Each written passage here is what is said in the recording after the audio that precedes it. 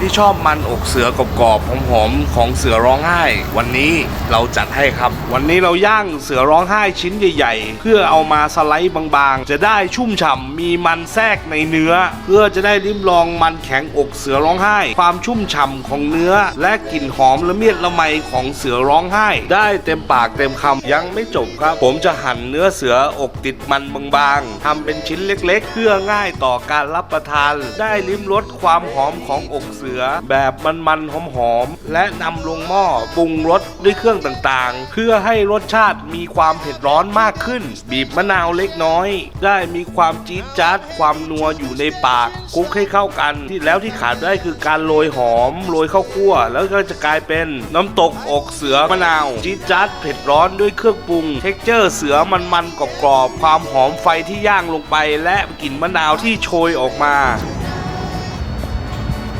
เสือร้องไห้